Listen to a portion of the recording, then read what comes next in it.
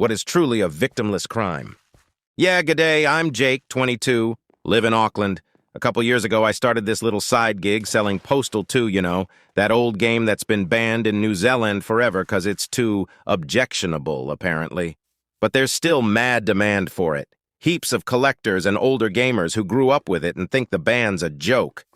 I kicked off by importing a few legit secondhand copies from overseas, then realized I could just download the ISO, burn it to disk, slap on a printed cover that looked half decent, and flog them for 120 bucks each. Started posting in some private Kiwi gaming groups on Facebook and a couple Telegram channels, and next thing you know, I'm shifting a few every day. It was legit pulling in about 200 bucks a day on average, sometimes way more when the weekend crowd hit up. I'd burn batches of 10, 20 discs at a time. Blanks cost bugger all. Labels were just stuff I'd print at home or grab cheap from warehouse stationery. Basically zero overhead, pure profit. And look, I never lost sleep over it because it's completely victimless, eh? The game's ancient.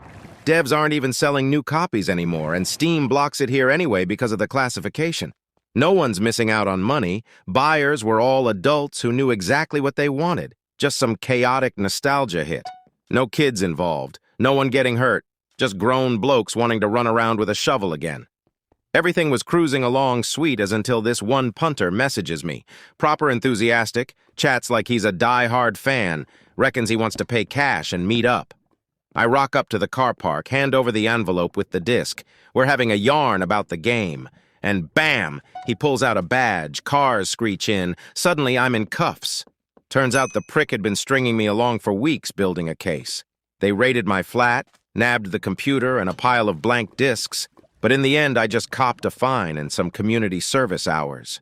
Still annoys me that one dodgy buyer took down the whole operation, but yeah, that's my Postal 2 story.